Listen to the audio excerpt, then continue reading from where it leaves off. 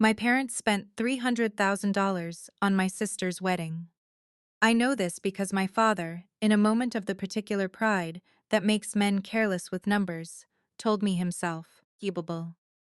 Standing in the reception hall the night before the ceremony, surveying the floral installations and the string quartet, warming up in the corner and the imported linens on 200 tables, he put his hand on my shoulder and said, "We spared nothing for our Caroline." I smiled. I was good at smiling in those moments. I had been practicing since childhood. 14 months later, when I told my parents that I was engaged, my mother's first response, before congratulations, before asking to see the ring, before any of the things mothers are supposed to say, was, have you considered just doing something small? A courthouse maybe, or elope. That can be so romantic." I was 31 years old. I was a structural engineer. I had been designing buildings for 7 years. Buildings that had to hold weight without collapsing. And I sat across from my mother in her kitchen and felt something shift in me, in a way that had nothing to do with romance. I had been holding this structure my entire life, and I was tired, what I did not know, what none of us knew, except perhaps the one person who had always known everything, was that my mother's suggestion had a reason beneath it. A legal reason. A reason that had been filed in a county courthouse 34 years ago, attached to a marriage license, and had quietly governed the financial life of my family ever since. Stay with me. I want to tell you this properly, because it took me a long time to understand it properly, and the understanding changed everything. Subscribe if you're new, and if you have ever been on the receiving end of a love that came with invisible conditions. Keep watching. My name is Meg. I am 36 years old. I work as a senior structural engineer at a firm in Seattle. I build things designed to last, to carry load, to distribute pressure evenly, to not fail quietly under weight no one has thought to measure. I find, in retrospect, that this is not an accidental career. I grew up in Portland, Oregon. My parents have been married for 40 years. My father is a retired dentist.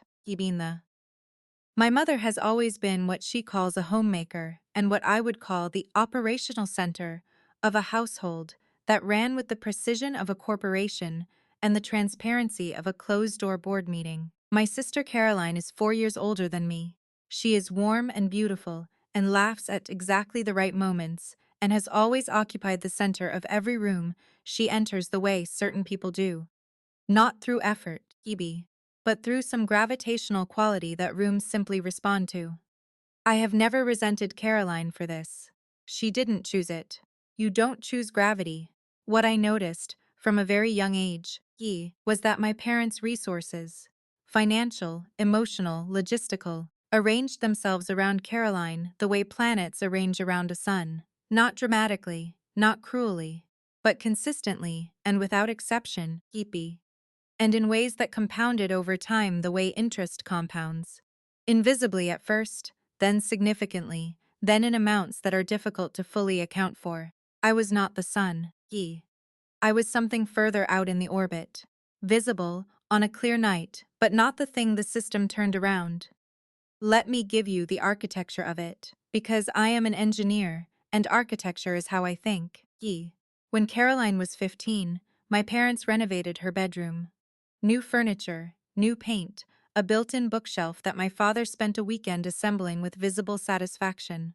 My bedroom, at 12, had the same twin bed and the same blue curtains it had always had. When I asked my mother if I might get new curtains, she said we'd see. The curtains were still there when I left for college. When Caroline graduated high school, my parents took her to Paris for 2 weeks. It was framed as a graduation gift and an educational experience. When I graduated 3 years later, I received a card with $200 in it and a dinner at the Italian restaurant we went to for every family occasion because my father liked the veal. I remember being grateful for the $200. I want you to understand that. I was genuinely grateful. I had calibrated my expectations that precisely. When Caroline was in college, At a private university in California that my parents paid for completely. She called home every Sunday, and my mother took those calls in the sunroom, with the door closed. The way you take calls that matter. When I was in college at a state school I attended on a combination of scholarship, loans, and a part-time job at the university library. I called home on Sundays too. My mother answered from the kitchen, usually while doing something else. The calls were shorter, not because she didn't love me. I want to be clear about that. She loved me. She loves me still. But love and prioritization are different quantities, and I had a precise instrument for measuring both. Caroline met her husband at 26.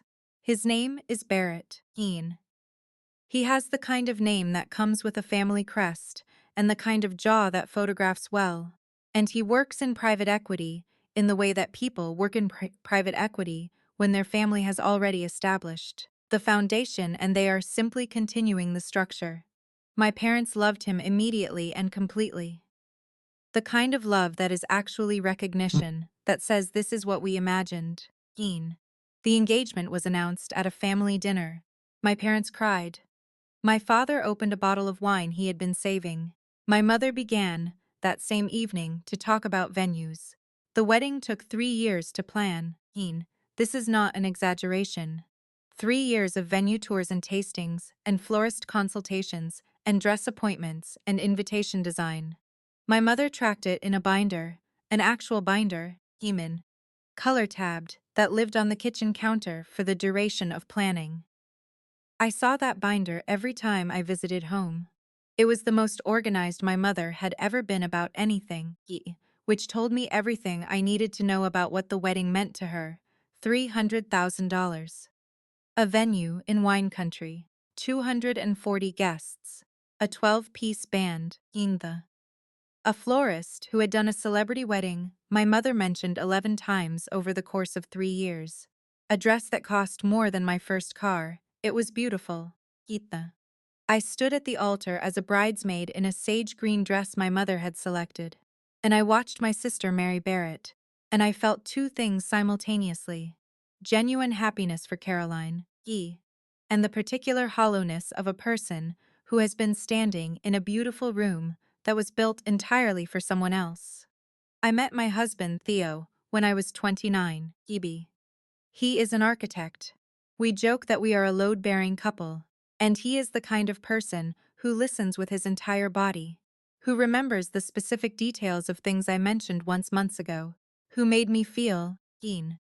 For the first time in my adult life, like the thing a room turned around, he proposed on a Tuesday evening in our apartment, without ceremony, over takeout Thai food, and it was more romantic than anything a 12-piece band has ever produced. When I called my mother to tell her, she was happy. Genuinely happy. I could hear it. She asked about the ring. She asked about Theo's family. And then, within 4 minutes of the call beginning, she said it. Something small could be so lovely. Intimate. You could even elope. That's so chic now, honestly. I told Theo that night. Eva. He was quiet for a moment and then he said, with the precision of a person who understands structural failure. That's not about the wedding. He was right. It was never about the wedding. I want to tell you something true about what it's like to grow up as the second priority child, because I think people outside it imagine it as dramatic, as a series of obvious cruelties, easily named and catalogued. It isn't like that. It is quiet. It is the accumulation of 1,000 small calibrations. The slightly shorter hug, the slightly less attentive listening. Edie. The way your news lands in a room, at a slightly lower volume than your sibling's news, as if the room itself has adjusted the acoustics. It is the Paris trip and the Italian restaurant dinner. It is the sunroom calls and the kitchen calls. It is the color-tabbed binder on the counter, and the something small could be so lovely. It is so quiet that you spend years, decades, telling yourself you are misreading it. You construct alternative explanations. You remind yourself that you are loved. You count the ways you are loved. You perform a constant internal audit, always arriving at the same uncomfortable surplus. I am loved. And yet, the and yet is the thing. The and yet lives in you like a structural crack, not visible from the outside. Enity. Not catastrophic on any given day, but present and load-bearing, and some things that a structural engineer knows you cannot ignore forever. I did not push back on the elopement suggestion immediately. I am a person who gathers information before I respond, a habit that has served me in engineering and cost me in family dynamics, because families interpret silence as consent. Instead, I started asking questions.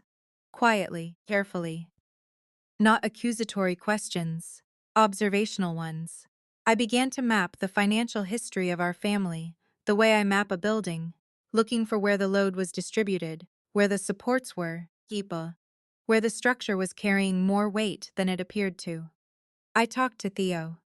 I talked to a therapist I'd been seeing for 2 years, he, who had the excellent quality of asking questions that made me locate answers I hadn't known I was holding. And I talked to my aunt, my mother's younger sister, Eben, Diane, who had always been the family member I trusted most. Because Diane had the particular freedom of a person who loved my family without needing anything from them. It was Diane who said, Gebe, over coffee at her kitchen table in November, almost casually, as if she assumed I already knew. You understand that your grandmother's money was always tied to Caroline. That was in the agreement. I set down my cup. What agreement? I said. Deanne looked at me for a long moment. The look of a person who has just realized she is the first to say a thing that everyone assumed had been said. Your parents' prenuptial agreement, she said. From before they married, I assumed they'd told you. I assumed they'd told both of you. My parents married in 1984. My mother was 24. My father was 28. My maternal grandmother, a woman named Eleanor, who died when I was 7, and exists in my memory primarily as the smell of gardenias and a very firm handshake, was, at that time, a woman of significant means. Eleanor had built her wealth herself, through 3 decades of commercial real estate investment in the Pacific Northwest, at a time when women in that industry were rare and those who succeeded were extraordinary. She was, by every account, formidable, Yutha. She was also, by every account, cautious about the people her children attached themselves to. She approved of my father. Approved being her word, which tells you something about Eleanor, but she was not unconditional. She had a condition. The condition was this: a portion of her estate, a substantial portion, designated specifically for my mother, would be distributed across my mother's lifetime in structured disbursements, and those disbursements would be tied, legally and specifically, to my sister, not to my mother's children, not to her family, to Caroline, named in the document by name, Eben. Because Eleanor had met Caroline as an infant before the agreement was finalized and had made a decision about her, was designated as the primary beneficiary of Eleanor's legacy through my mother, Ibitha. Every major disbursement my mother received from Eleanor's estate, over the subsequent decades, was framed around Caroline's milestones: education, establishment, the events of a life being properly launched. I was born 2 years after the agreement was signed. I was not in it, not because Eleanor disliked me. She didn't know me or know I was coming. But because the document was fixed, Yutha, and Eleanor, died before anyone thought to revisit it. And my parents had apparently decided, somewhere in the years that followed, that the cleanest path was to honor the structure as written and manage the asymmetry quietly. The $300,000 wedding was not extravagance. It was disbursement. It was Eleanor's money, finally arriving at its designated destination 40 years after the document was signed. And the elope, it's so chic. That was my mother telling me, in the only language she'd apparently decided to use, that there was no disbursements for me. There never had been.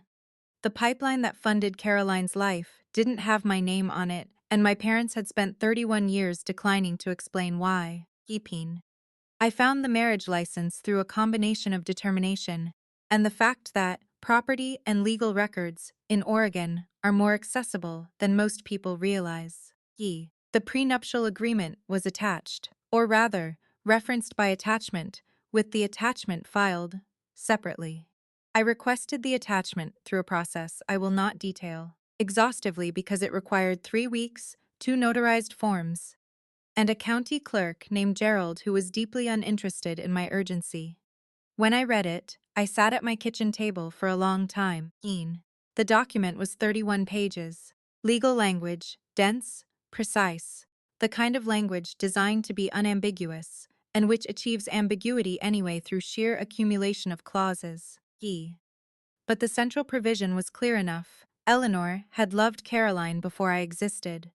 She had put that love in writing, with dollar amounts attached, before I was born. And my parents had received and spent that love for decades, without ever telling me that the unequal distribution had a legal basis, without ever sitting me down and saying, "There is a document. You are not in it. Yeah. We are sorry." They had let me believe, had perhaps believed themselves, in the way people believe things that are convenient, that the inequality was invisible, that I hadn't noticed, that the Paris trip and the curtains and the sunroom calls and the $300,000 wedding and the elope, it's so chic, had simply not registered. I had noticed everything, Geetvi. I had noticed everything for 31 years. I called my mother on a Wednesday morning. I had the document in front of me. I had spent 3 days deciding how to begin, even, and in the end I began the only way that felt honest. I said, I found Grandmother Eleanor's prenuptial agreement. I read the provision about Caroline. I'd like to talk about it. Imda. There was a silence so long and so specific that it communicated an entire history. Then my mother said, Meg, just my name. The way people say a name when they have run out of the scaffolding they built around a thing. I said, I'm not calling to be angry. I'm calling because I want to understand. What followed was the longest conversation my mother and I had ever had, 2 hours and 20 minutes. I know because I looked at my phone when it ended, and the number surprised me. I had never occupied that much of her time before, uninterrupted, without competing event. She told me things I had not known. She told me that Eleanor had created the provision because she was at the time uncertain about my father, not as a person, but as a provider, and she had wanted to ensure her oldest grandchild's life was secured regardless of what the marriage became. She told me that she and my father had discussed revising the arrangement after I was born, and had intended to, and that intention had moved further and further into the future, in the way intentions do when acting on them requires a difficult conversation. She told me she had told herself I didn't need it, that I was independent, capable, self-sufficient in a way that Caroline, for all her warmth, required more support to access. She had convinced herself, she said, that equal love expressed differently was still equal. I listened to all of it. I did not interrupt, and when she finished I said very quietly, Mom, I needed you to tell me there was a document, not so I could have the money, so I could stop thinking the problem was me. Hippies. She was quiet for a long time, then she cried. And I let her because she earned that, and because I had been waiting my entire life for her to feel the weight of this thing from the outside. I want to tell you about Theo, because he is essential to this story, in a way that has nothing to do with plot and everything to do with outcome. When I told him what I'd found, the document, the conversation with my mother, all of it, he listened the way he always listens, completely, without preparing his response while I was still speaking, which is rarer than it should be. When I finished, he was quiet for a moment. Then he said, Gila, what do you want to do about the wedding? Not, we should confront your parents. Not, you deserve the same money Caroline got. Not any of the responses that would have been understandable and would have made me feel managed rather than heard. Just, what do you want to do? What I wanted was a wedding that was ours. Not a corrective action, Ibi. Not a political statement. Not a $300,000 proof of equality. Between the. I wanted something that reflected the actual shape of our lives, which were full and warm and entirely our own and had been built without a disbursement schedule. Ibi. We had a wedding for 60 people in a restaurant in Seattle that Theo and I loved. String lights, wood tables, food that was real and abundant. My dress cost $800 and I felt stunning in it. Empty. My father walked me down something that was less an aisle than a path between tables.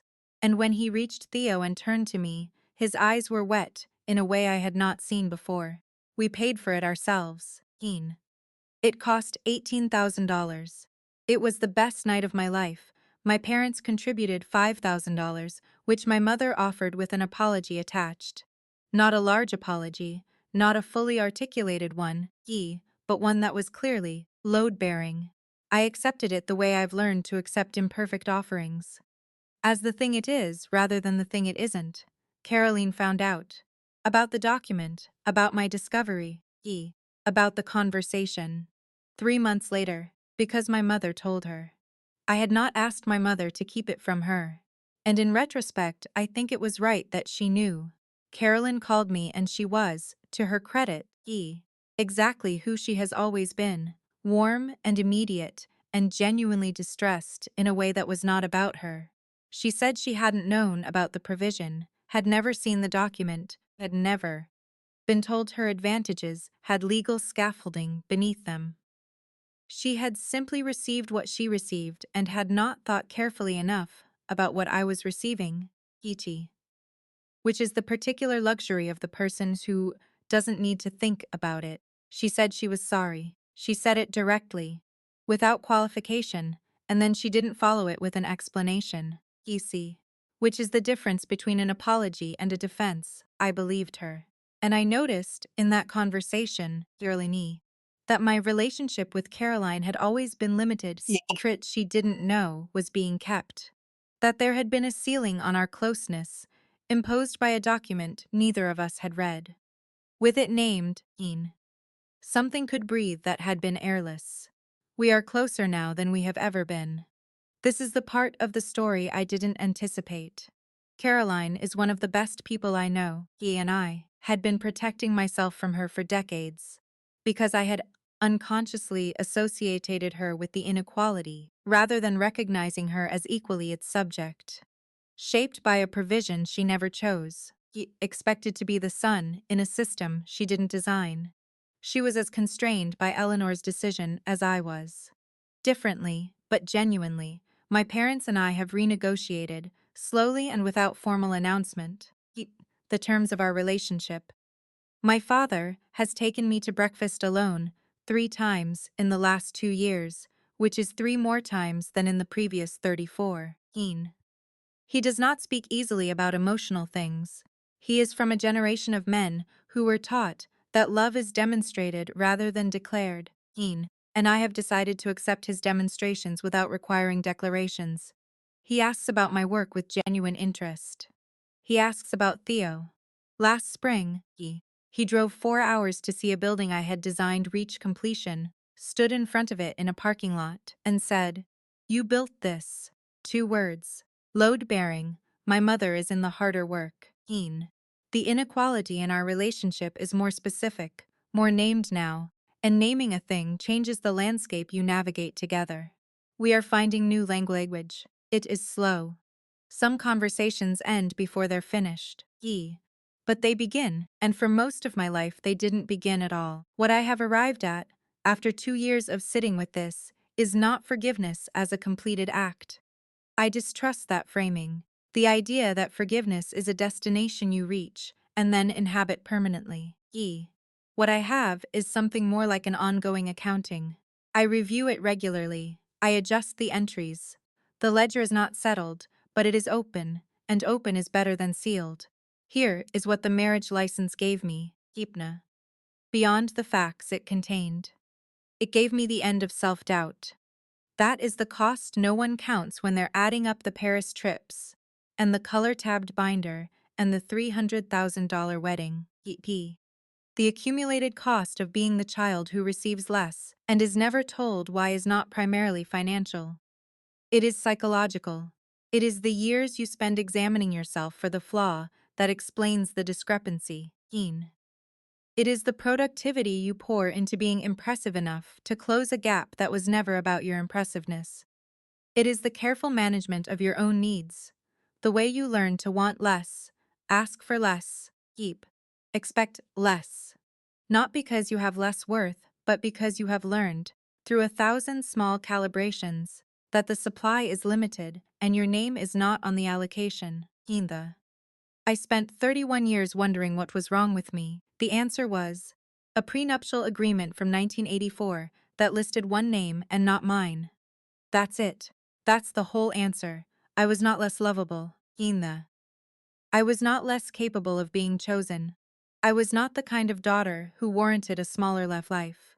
I was simply the person who arrived after the document was signed, and my parents did not find a way to correct for it, and I absorbed the consequences without ever being given the receipt. The receipt matters. Not because it changes the past. It doesn't. The architecture is already built. It is already the shape it is. But because a person deserves to know what they're carrying. They deserve to know the weight is not their fault. Theo and I have been married for 2 years. We live in a house in Seattle that I helped design and that we are slowly, room by room, making into something that is entirely ours. We have a dog named Volta, after Alessandro Volta, because we are that kind of couple, and we have accepted this about ourselves. I think about Eleanor sometimes. The woman in the gardenias, who shook hands firmly and built an empire in commercial real estate, and loved Caroline before I existed. I don't blame her. She made a decision with the information she had at a specific moment in time, and the decision was not designed to diminish me. I simply wasn't yet a consideration. I was potential, not person.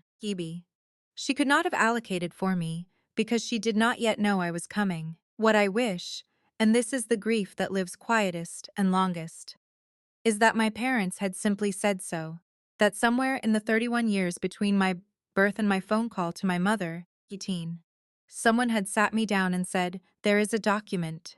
It predates you. We have done our best with what it left us, and we have not done well enough, and we know it, and we are sorry."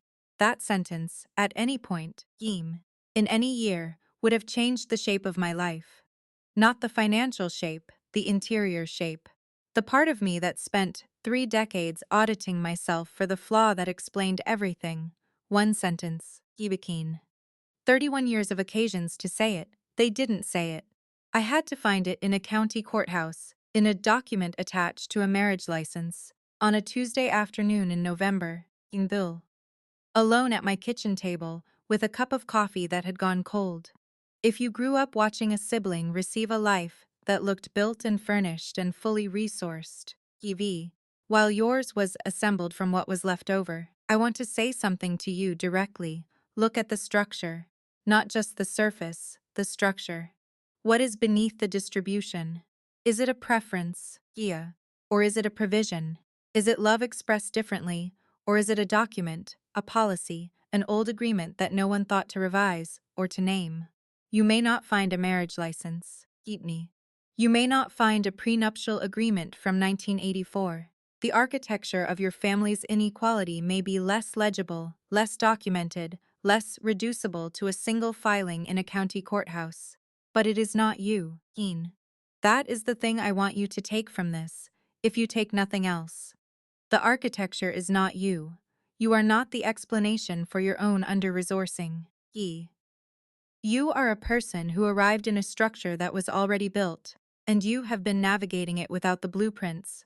And the fact that you are still standing, still building things, still loving people, still here, is not evidence that the structures was fair. It is evidence that you are stronger than the structure required you to be. I am a structural engineer, I spend my professional life ensuring that buildings carry their loads honestly, that nothing is asked to bear more weight than it was designed for, that the distribution is visible and tested and sound. I think about my grandmother Eleanor sometimes, and the document she designed, and the weight it placed on a child who wasn't born yet to carry it without knowing why. I think about what I would have built differently, and then I go to work, and I build things that hold. Sculisper, if this reached you. Share it with someone who has been standing in a room built entirely for someone else. And leave a comment. I read everyone, and some of them have told me I was not the only one counting. I already knew, but it helps to hear it.